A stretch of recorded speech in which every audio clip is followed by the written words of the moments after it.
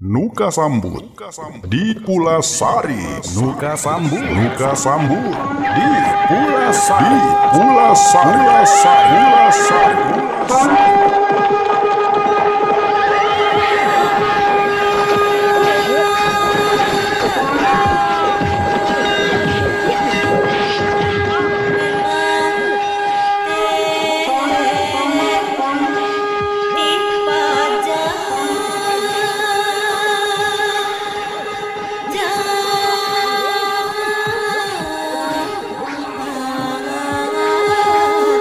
Nuka Sambut di Pulasari.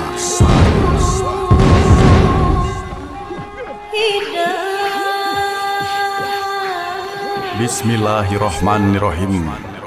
Sampurasun wargi-wargi sadaya. Waluya dongeng Sunda.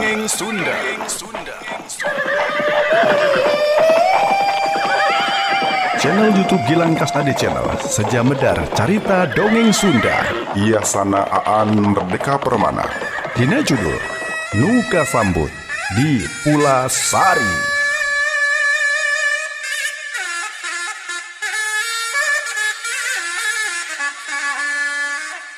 Di pengungsian di memunggang Gunung Pulasari, Prabu Ragam Mulya diintip-intip mara bahaya. Pasukan Banten tetap miharep, Pajajaran ulah tapi kadisesakeun. Jang nyalametkeun kaayaan. Sesa-sesa Pakuan Pajajaran kudu dibagi dua. Sabagian mertahankeun puseur dayeuh Pakuan, sabagian deui ngajaga kasalamatan raja.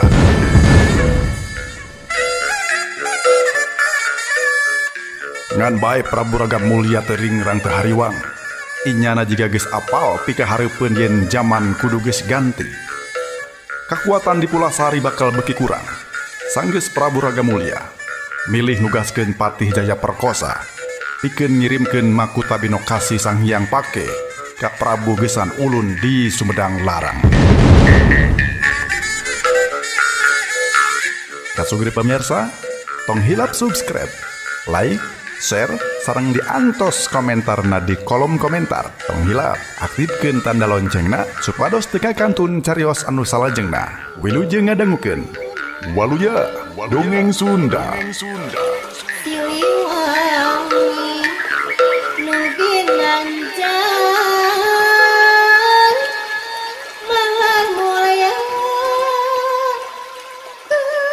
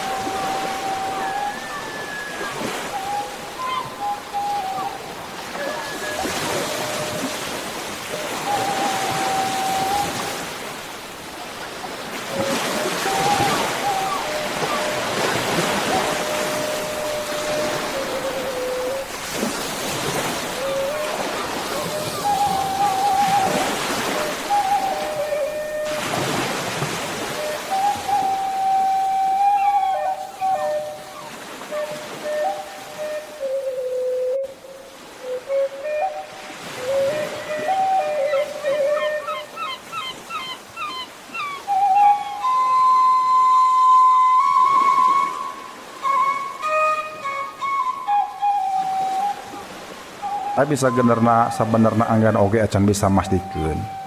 Nah kapal anu ganjung kiring dewetan teh kapal bogana urang Cirebon atau urang Demak atawa masih keneh bogana urang Banten.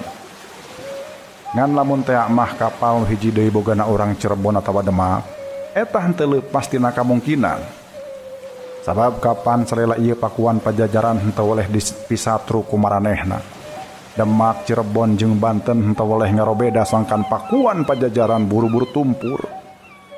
Kapan zaman harita nagara anu badag tapi anu teu daek ngagem Islam teh di Pulau Jawa aya dua. Di wetanna Karajaan Majapahit jeung di kulonna Karajaan Pakuan Pajajaran. Cenah dua anana oge ku Demak teh rek diancurkeun.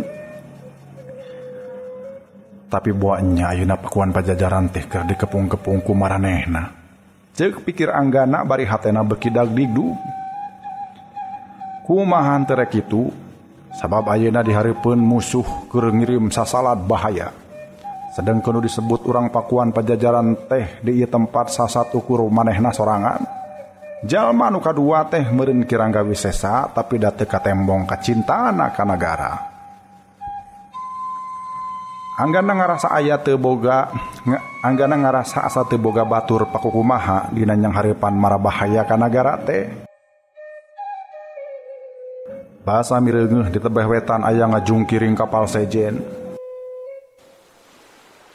Kirangga Wisesa mangan soloyong bae lumpat ngagunakeun elmu napak sancangna.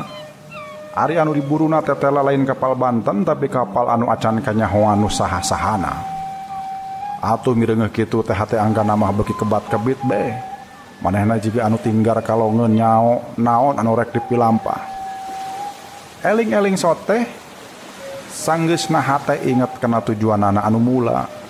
Nyaeta rek satekah pola ngaganggu kalancaran usaha urang Banten dina ngarurug dayeuh Pakuan.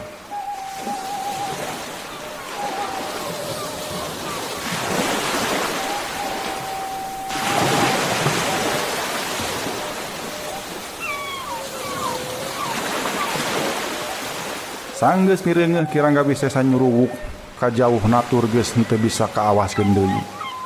Atuh soloyong di Anggana teh nyoloyong satengah umpal-umpalan dina luhureun lambak sagara. Tujuanana eces nyaeta rek hanjat kana kapal bogana urang Banten teh.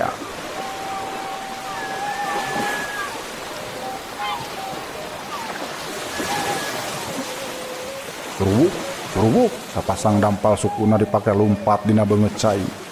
Hiji tarekah anu kacida beratna sabab jaga tanaga geus beuki ngurangan. Jabah hawat di tengah laut beuki karasa tiris bae. Ari kapal urang Banten teh nyuruwukna teuing ku gancang, teuing dumeh ngagunakeun layar, teuing dumeh awakna Anggana geus kacida capekna. Bet katingali geuning batan bisa kasusul mah Anggana teh kalah kabeuki jauh ti manehna. Anggana geus ampir-ampiran henteu kuat ngagunakeun elmu napak sancang lamun maharita henteu manggihan popotongan dahan kai anu ngambang. Ku manehna eta kai teh geuwat dirawel. Geus kitu awak manehna hanjat kana eta kai. Si kai teh kumahna dijieun parahu bae sugan jeung sugan bisa dipake ngudag kapal urang Banten teh.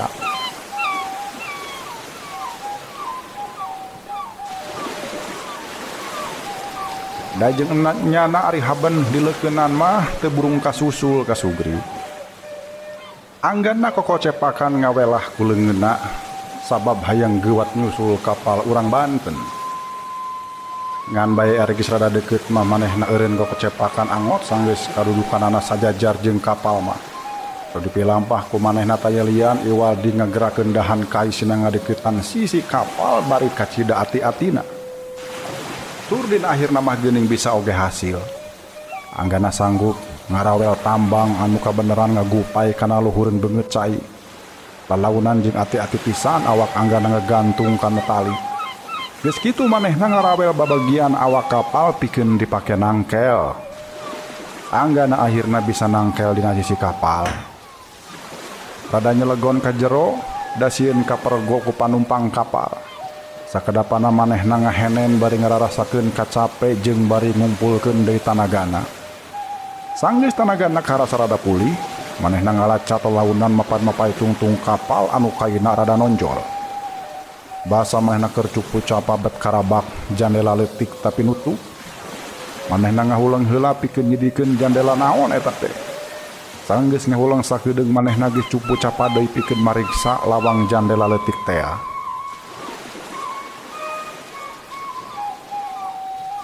Tah, geuning teh ditulakannya, ceuk hatena. Barang nyobaan melengekeun eta panto jandela. Hatena terus langsung, henteu terus langsung dibuka sabab manehna hayang muguhkeun heula yen lamun sakirana lawang jandela dibuka, di jeroanana eueuh jalma anu nalingakeun.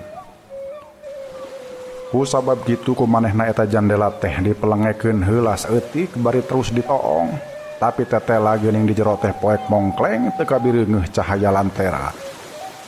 Tur sanggeus nyaho kaayaan teh mungguh jempling. Jandela teh beuki dipelengekeun rada badag. Geus kitu leungeunna cupu capa deui ka jeroan jandela. ngan basa manehna keur cupu copak itu bet kacabak aya barang tina besi ngalogodor badag.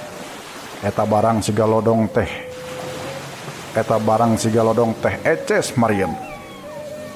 Eueuh, geuning ieu mah jandela paragi ngaluarkeun sungut Maryam ha. Ceuk pikirna. Aya reuwas aya atoh. Reuasna da puguh henteu nyangka satonggo buuk oge yen eta teh lawang keur nololkeun sungut Maryam.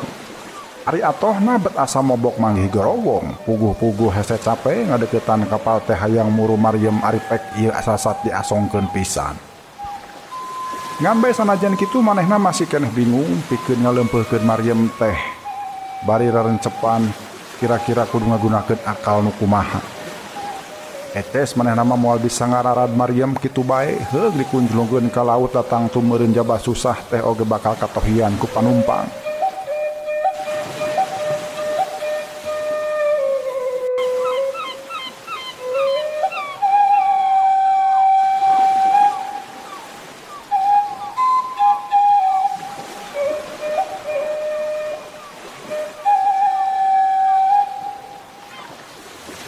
Kumahanya carana ngaduit ieu Maryam sangkan dikunculung ka laut. Ceuk pikirna bingung. Nah aing teh bodoh kototo loyok ieu nya. Datup nu penting mah lain Maryamna. Kudu eueuh tapi kumaha carana sangkan ieu Maryam teh henteu bisa dipake nyentang. Ceuk pikir anggana bari ngadegungkeun sirahna sorangan. Atuh ari geus manggihan akal mah kari mikiranan kumaha carana sangkan Maryam nya henteu bisa dipake. Kumaha lamun bangusna ku aing dibengkokeun bae. Ceuk pikirna. Sanggeus mikir kitu ka Sugri. Ayeuna anggana hayang ngukur tanagana nah kira-kirana kabedag lamun manehna kudu ngabengkokeun bangus Maryam. Bae to jaman keur dilatih boh ku Kidita boh ku Ki Ginggi. Memang sok dititah nyuprih tanaga kumaha akalna sangkan manehna boga tanaga nu gede. Henteu boleh dilatihkeun. Model contona lamun hayang lumpat tarik mimitina sapasang sukuna teh dibabandulan ku barang anu berat saperti beusi. Beuki ditu barang anu dibabandulkeun teh beuki berat bae. Tur nepikeun ka dina hiji waktu mah beungbeuratan teh dilaan. Anu geus dilaan lumpat teh jadi kacida tarikna. Pon kitu deui lamun leungeunna sangkan kuat neunggel mimitina peureut teh dilatih neunggeulan bodogol cau. Lamun bodogol cau geus anjur diganti ku neunggeulan leunjeuran tiwu. Lamun tiwu geus pejet diganti ku leunjeuran awi gombong tepikeun ka akhirna mah dititah neunggeulan dahan kayu jati atawa batu cadas.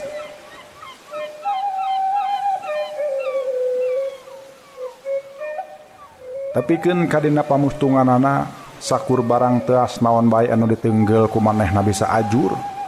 Rupa-rupa kadugalan memang dilatihkeun. Ngan aya hiji anu can kungsi dilatih teh nyaeta marieskeun beusi heug mangka ayeuna anggana teh hayang pisan marieskeun bangus Maryam. Nah katanagaan ku aing ceuk pikirna ku marmit. Nya sabenerna mah basajan pisan hayang ngaleumpeulkeun Maryam teh. Karena mah kari marieskeun wae bangusna pikeun ka melengkung bengkok. Mun bisa dikitukeun ditanggung moal bisa dibekaskeun eta pakarang modern teh. Jigana moal metu ari kudu ngabengkokeun Maryam mah. Moal katanagaan. Ceuk pikirna deui bari kebak ku rasa kuciwa.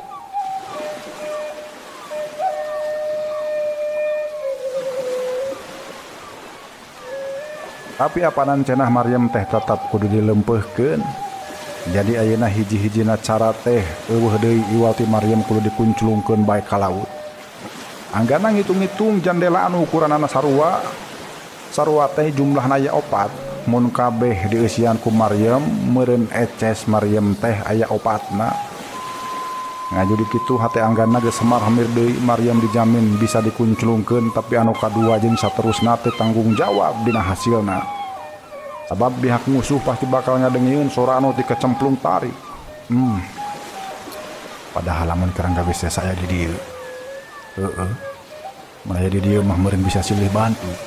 Ceuk hatena rada kuciwa ku pola kirang gawe sesa anu hese diatur.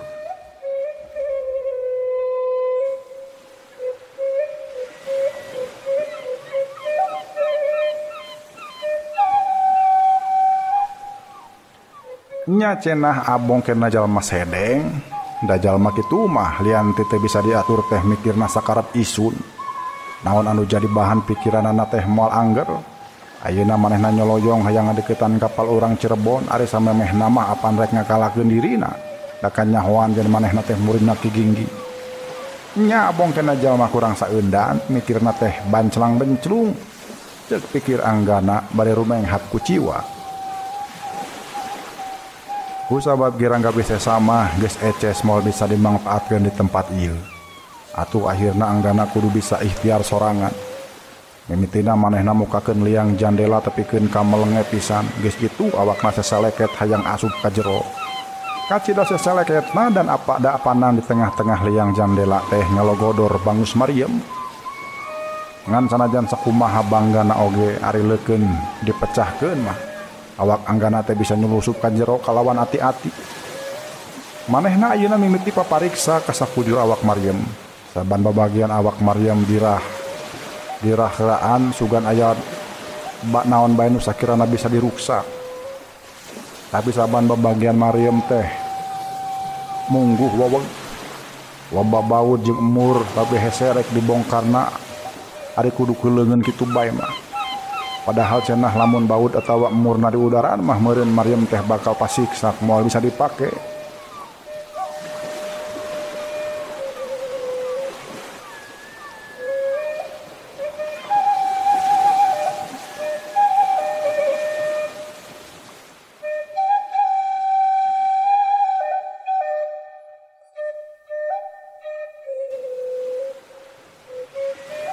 Sabot keur ngarah-rahan kitu panonna mireuneuh aya tumpukan tong.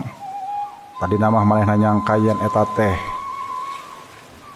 tumpukan tong anu diisian ku cai inum keur bekal nu di jalan. Dan waktu kumaha dipariksa hiji-hiji isina geuning lain sai. Malah ieu mah jiga tipung ngan rada kasar waktu kumaha diambulan ka ambe bau walirang mani mabek. Sakedapan mah anggana ngahulang bari ngira-ngira nah akhirna nahaon urang Banten make mekal bubuk walirang mani sakitu lobana. Nya loba pisan sabab waktu saban tongkai dipariksa eusina teh tipung bubuk walirang wungkul ukur sababaraha hiji tong anu eusina bener-bener cai mah. Anggana ngingat-ingat cenah di wewengkon Pakaleran bawahan Gunung Koromong loba batu walirang tur lamun ditakolan teh sok ngaluarkeun cahaya seueuting buricak.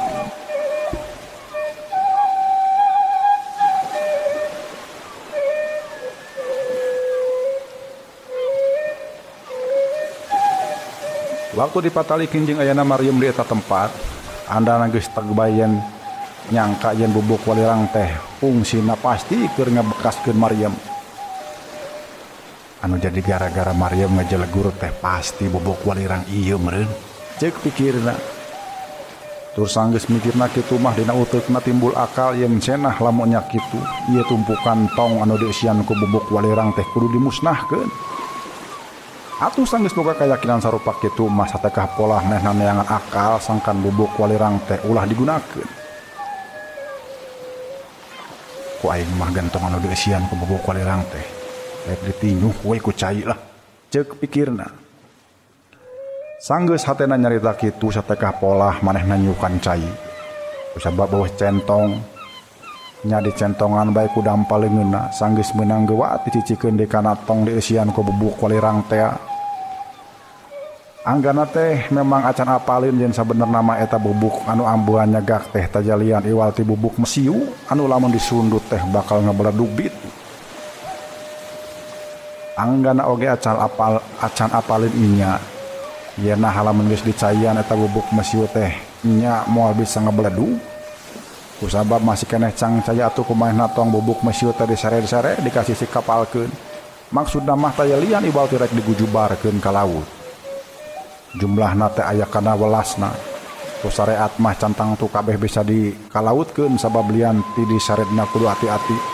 Oge dina tulus dikarabekeun ka laut.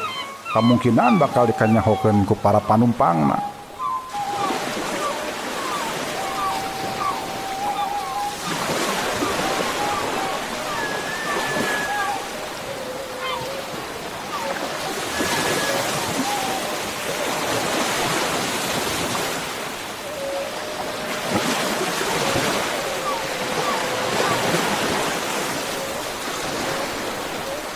Lajengnya naga karaoge gentong hiji anu diseret ka sisi kapal teh ditebeh ditugas aya nu negor. Yuk juga mana gun? Eta masih udah. Cek prajurit saurang yang berkenanggana. Minangka jawabanana malah dampaleun anggana nu ngalayang meneran pisan karena gado eta jalma. Atuh bari teu kungsi ngagoak eta jalma teh langsung ngebangkieun. Ngan bae anggana reuwas sabab eta jalma teh ngebangkieunna teh bet tiga robas ka laut. Atuh teu kungsi lah kadenge sora barang digejebur. Anggana jadi panik sabab ku cara kitu batur-baturna pasti bakal milu ngontrol. Tur jeung nyana pisan. Henteu kungsi lila sabaraha prajurit Banten geus ngadareukeutan ka tempat di mana anggana nangtung. Atuh ari geus kitu mah eueuh deui jalan anu kudu ditempuh ku anggana Iwalti meta ngaluarkeun jurus-jurusna.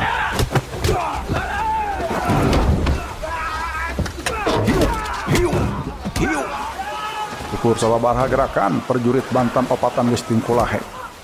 Kabeunangan bari teu metu ngagorowok heula. Ngan bae sora awak anu ting gedebut teh tetap nimbulkeun perhatian anu khusus ka batur-batur anu sejen.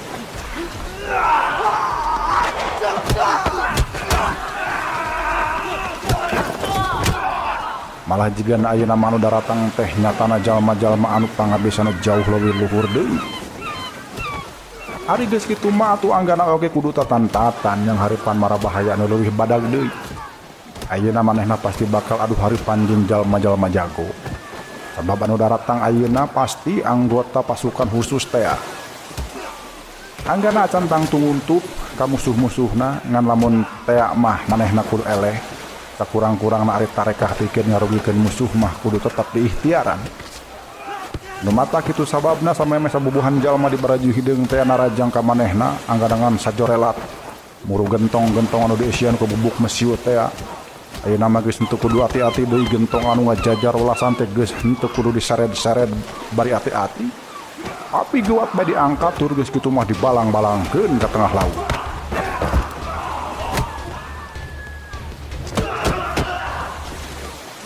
Ireung anggana ngabalang-balangkeun gentong di eusi bubuk mesiu. Urang Banten teh ting corowok kaget jeung reuwas dibarung ku ambek. Ngan waktu maranehna ting belesat nyampeurkeun ku anggana sababaraha gentong teh dibalangkeun dipake maledog. Atuh mireungeun aya gentong di eusi bubuk mesiu dibalangkeun ka maranehna kabireungeuh. Maranehna jiga anu geumpeureun pisan.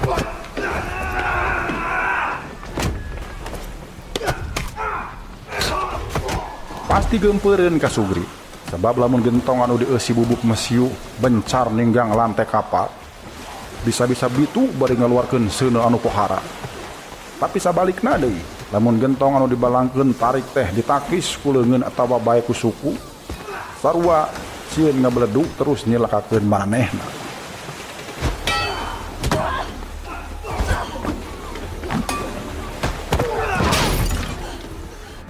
Ngan bae tetela pasukan khusus di Banten oge ngarupakeun jalma-jalma kosen. Buktina waktu ku anggana saurang-saurang di baledogan ku gentong-gentong anu diisian ku bubuk mesiu teh. Eta gentong teh ku maranehna disanggap bari ngalabuhkeun awakna ka tukang. Anggana muji sabab ku jalan kitu tanaga gentong anu ngablesat teh jadi ngurangan tur henteu pati neunggel teuing kan awak maranehna.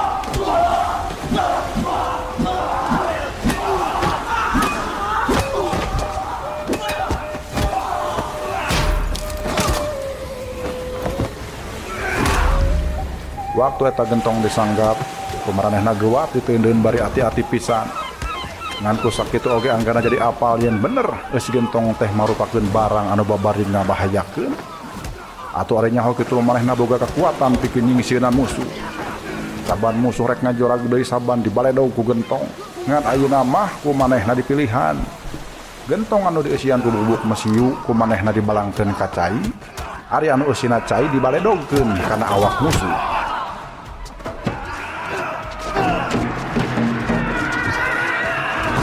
Musuh anu acan apaleun yen gentong anu sejen mah ukur dieusian cai nyanggapna teh mane ati-ati pisan.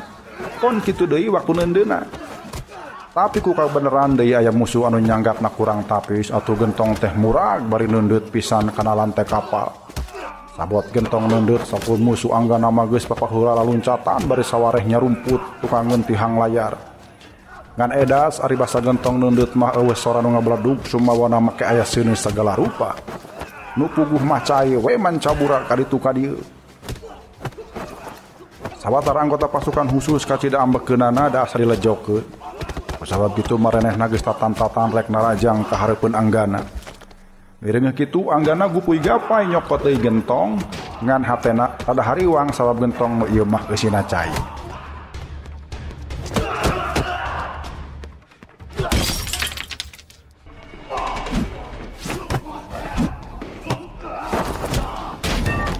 Sok, salampeurkeun hayang dibaledog. Ku anu ngabeledug mah. Awas, nu ieu mah lain cai. Ceuk anggana bari ngangkat gentong tur tatan-tatan rek dibaledogkeun. Jang sakedapan mah musuh teh rumegag heula. Orok kaya waktu anggana ngangkat tong caina maluncrat ka handap atuh ku sasaha ge katohian yen gentong nu eta teh angger eusina cai. Tur ari geus apaleun kitu mah ngan seak bae maranehna teh ting sareak ting serebet muru-muru anggana. Anggana ngajeleng bari gugulayunan dina tambang anu nalikung tihang layar. Tapi musuh teu ngantep manehna sina gugulayunan sabab harita keneh oge maranehna teh geuwat milu ngajeleng. Atuh ari geus kitu mah ngander bae begalan pati di luhur tihang layang kapal. Anggana gagajelengan ka ditu ka dieu nyingkahan panarajang musuh. Tapi musi oge henteu eleh geleng gujulang gajeleng nyusul-nyusul anggana. Larang dina hiji waktu anggana dibongohan ku salah seorang musuh anu mamawa baliung gede. Baliung diheumbatkeun sababaraha kali jiga anu rek nyacag awak. Jiga anu rek nyacag awak anggana. Heumbatan anu sakali awak anggana ngabalicet tepikeun ka kadenge hiupna sora baliung. Ari heumbatan anu kadua basa anggana nyincet anu beunang teh tihang layar. Atuh harita keneh kadenge kae ngadorok-dok. Tihang layang anu badag murag ka handap meneran ninggang Bangus Maryam ku tarik-tarikna jeung ku berat-beratna tihang layar. Bangus Maryam tepikeun karada ngeluk tungkul ka handap. Teu karasa anggana seuring ngabarakata, hatena kacida bungahna sabab kita tadi manehna teh oleh mikiran kumaha carana hayang mitoskeun Bangus Maryam. Ari ayeuna bet pites kumaneh da katinggang tihang layar. Batur-baturna nyarekan lak-lak dasar sabab anu cikeneh migah tihang layar teh dianggap hati-hati. Mireungeuh manehna silih sentak silih salahkeun atuh anggana geus nya kakak deui bae. Teuing kunaon ayeuna manehna make sakitu gumbirana padahal eces keur nyang hareupan marabahaya anu kacida gedena. Malah keur manehna mah seuring ngagakak teh kakara ayeuna pisan da samemehna mah tara nepi ka kitu. Mun seuri cukup punya rengeh atau mesem we bungkul. Bisa jadi kitu teh alatan nya bunga atau bisa jadi deuk kitu teh alatan ngarasayeun boga boa isuk boa ayeuna umurna puput alatan kudu adu hareupan bebeakan ngalawan pihak musuh.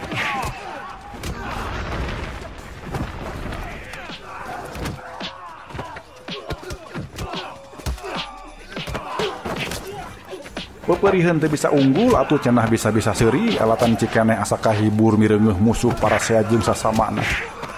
Ari urang Banten nyaho disungsirikeun kitu teh amarahna kalah kabeuki gugudag da meureun asa dilelecet. Mangkane anu dilelecana teh budak kamari ieu budak jaringa okeneh. Sanggeus inget deui yen udagan maranehna teh lain pasea jeung sasamana tapi rek ngalapati anggana. Atuh belesat deui maranehna teh ting belesat ngudag-ngudag anggana. Dikepung-kepung dina luhureun tihang layar bari ukur necekana kayu puguh bae hiji perjuangan anu berat keur anggana mah. Heug mangkaning anu ngudang-ngudagna teh manis sakitu bardasna. Tapi ku sabab geus eueuh deui cara kamana kudu lumpat nya sieun-sieun oge manehna teh nyobaan we ngalawan. Tur henteu kung silih teh eta geus ragot silih kapuk silih teh. Ngan bae anggana oge saeutik oge ngan bae anggana teh saeutik oge embung kabeunangan nu matak waktu manehna rek neje ari ku musuh dipapag ku tejeh deui mah manehna teh geuwat nyingcat ngabalieu ukur dina kaayaan anu nguntungkeun we manehna teh wani nyerang ku teunggelan.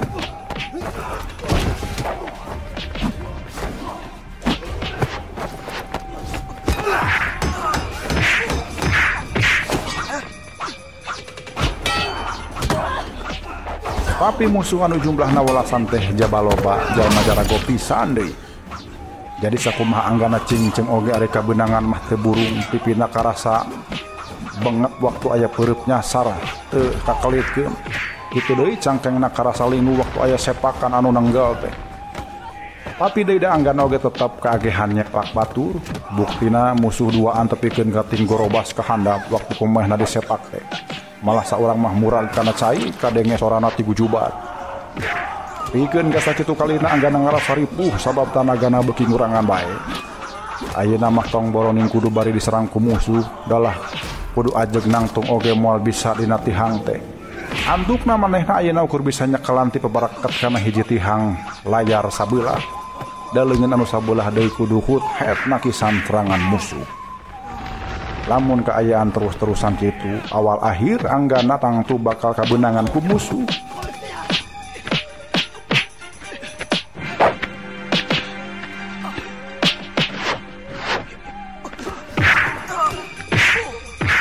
Ngan bae sabot kaayaan keur memejuna bahaya ti kajauhan kadenge sora anu ngacelegur bitu.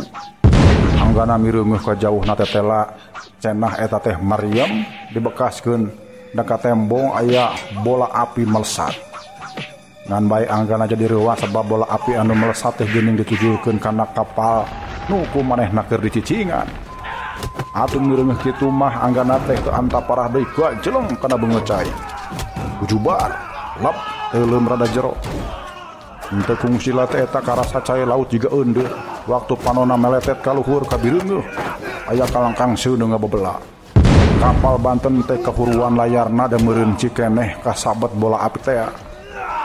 Waktu sirahna mucunghu dina beungeut cai kadenge pangeusi kapal ribut ting corowok ting jararit. Kapal teh henteu ajur dumeh ka centang bola api tapi ari panumpangna mah maneh kadenge geumpeureunana. Maranehna pahibut neangan cai atawa barang naon bae anu sakirana bisa dipake mareuman seuneu. Mireungeuh kitu anggana anu geus teu hayang ilu biung, manehna mah malah kokojayan di laut. Tujuanna mah hayang muru darat we sanajan manehna teu nyaho di mana lebah-lebahna ari daratan.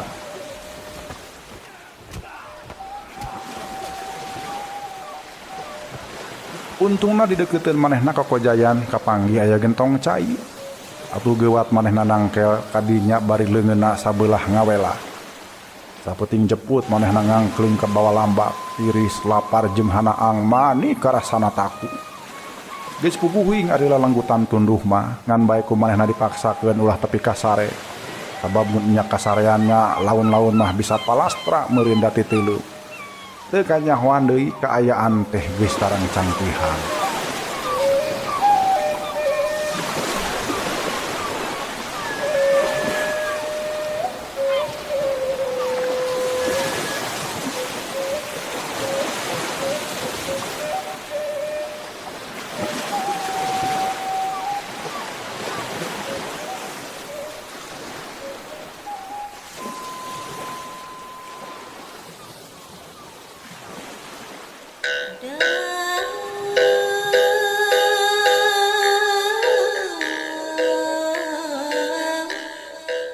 Memang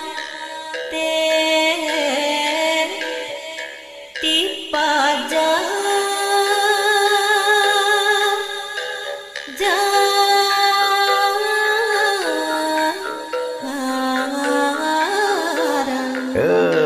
Waktosna seep kasuge pamirsa. Urang cekapkeun dugi kadieu heulanya, urang teunden dihandeuleun gesan sampeureun, urang tunda dihanjuang siang gesan alaeun, poe isuk urang sampeur deui.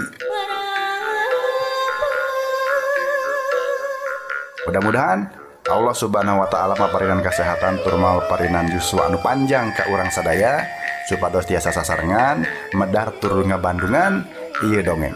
Hatur nuhun. Mangga wilujeng kantun permios.